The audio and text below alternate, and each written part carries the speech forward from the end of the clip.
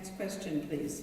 This is a two-part question which each of you will have an opportunity to respond to. To incumbent Sandy Cole, name 2 initiatives you pushed for in 2009 in an attempt to get Illinois out of its financial mess and the results. Sandy? 2 initiatives in 2009. Well, I think one of the financial issues that's going on in Springfield, the Republicans are in such a minority in the House of Representatives. There's 48 of us, there's 70 Democrats, so the balance of power is really quite skewed.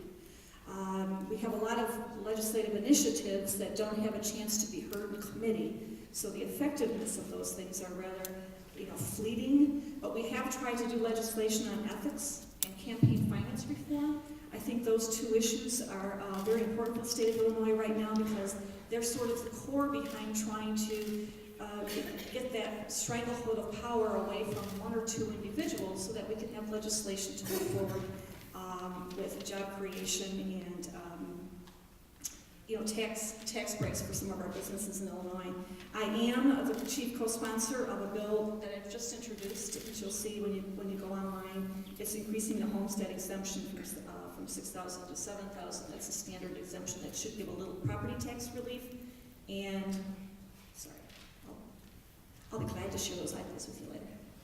Thank you, Sandy. Paul, would you like to say Paul something? Mitchell, name 2 initiatives you would pursue if elected to the Illinois House of Representatives to get the state out of its financial mess. Well, one that has been real popular when I've talked about it lately is moving the primary date back to June, like the 4th Tuesday. I don't think anybody likes campaigning and all this snow. It's an advantage both for, I was reading recently, there's an advantage not only for incumbents, but for what the author of the article called radicals, by which he meant pro-lifers. So I think it's an interesting dynamic in this election. But seriously, I would like to work on reducing taxes. To start with, the taxes that the Democrats in the legislature passed this year, in 2009. A large number of sales taxes went into effect on the 1st of September.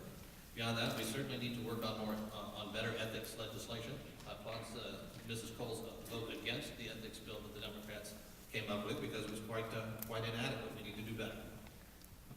Thank you, Paul. Next question, please. What is the top local issue for the 62nd House District, and what do you intend to do about it? Paul, please. The top local issue is certainly the economy. The problem with the economy is not a simple one. It's not an easy one. There are a lot of factors to it.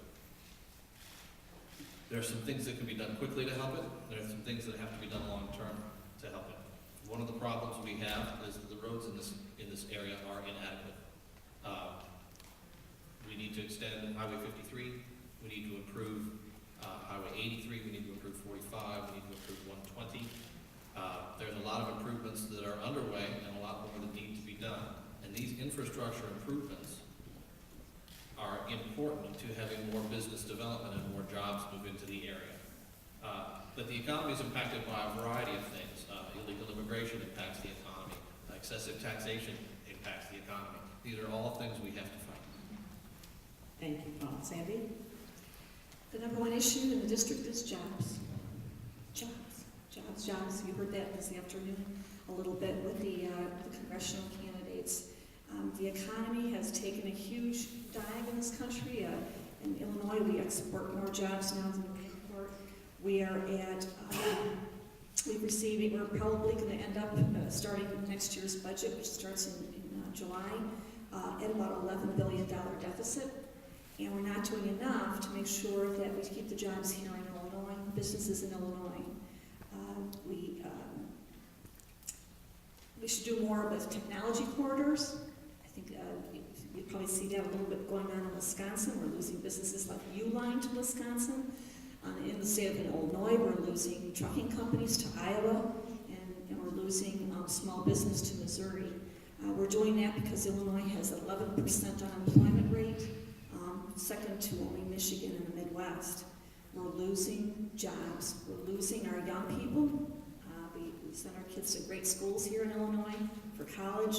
They really have to go to another state to find employment, and that's something that Illinois needs to address. Thank you, Sandy. Next question, please. Do you support a tax increase as a way to help address the state budget woes? Please explain your answer. Sandy, please. No, I don't support a tax increase. I think what we've had in Illinois are a number of tax increases and fees to try to solve a spending problem. Illinois, the state needs to address zero-based budgeting. We need to do pay-go, which means if you don't have money for a program, you don't start it. I think we could also do more with a little bit of sunshine on some of the bills that we pass. If we can't afford them, we can't do them. We can't extend programs. We also have a great number of people in our state that are on government help. I think we could do more with the job climate, to give people how it used to be said when I was in the 80s when I first got out of college. We give them a step up, not a handout. So these are the kind of things I think everyone needs to do. Thank you, Sandy. Paul, please. I'm implacably opposed to raising taxes of any kind. The problems we have in Illinois are not due to a lack of taxation. It's just that simple. We're not going to solve the problems by imposing more taxation. That's the Democrat solution. I don't support that. What we need to do instead is put more money back in the hands of people. We need to have tax cuts. We need to cut taxes wherever we can wherever we can find opportunities to do that. Starting with sales tax cuts, I'd like to see a cut in the gas tax. We all buy gas, but that taxation hits some of us harder than it hits others of us. I'd like to see even possibly a cut in the state income tax.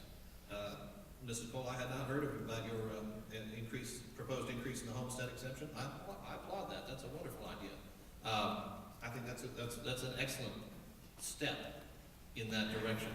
But no, I'm implacably opposed to increasing taxes. We need to cut taxes because the question is not whether money is going to be spent, but who is going to spend it, and I trust the taxpayers. Thank you, Paul. Next question, please. All right, so given our recent history, do you believe Illinois has a culture of corruption that encourages unethical behavior? If so, how would you or how are you working to restore faith in our political system? Mr. Mitchell, please. I think it's undeniable that Illinois has a culture of corruption. And I'd like to go on record about one thing right now. Whichever of us wins will face a Democrat who is unopposed in his primary. And he has on his website a page that has a picture of George Ryan next to Rod Blagojevich next to Sandy Cole. And I think that is despicable and that is unfair of him to try and link those names together like that, because she simply doesn't deserve that kind of treatment. But we do have a culture of corruption in this state. We have abuses by high-ranking officials in both parties and high-ranking officials of both parties in government. And we need to do something about that, and the only thing to do about that is a house cleaning.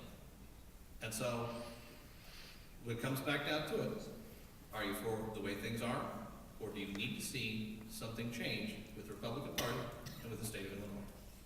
Thank you, Mr. Mitchell. Ms. Cole, please.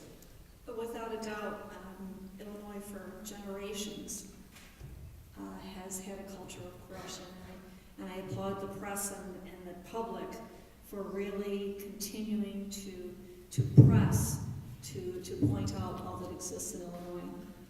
We have a number of initiatives that we've tried to, the new governor has come up with a commission, the Sunshine Commission, to kind of look at how we can change ethics in Illinois. We saw a number of bogus ethics bills come before the legislature because there's one party control.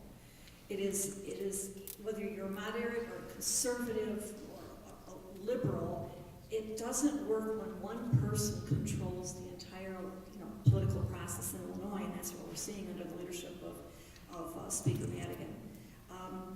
We've tried to do a few things. I think probably one of the most effective things, if we could do it right, is have recall of elected officials. I think you'd have better elected officials, and you certainly would have better behavior from elected officials if we did that one simple thing. Thank you, Ms. Cole. Next question, please.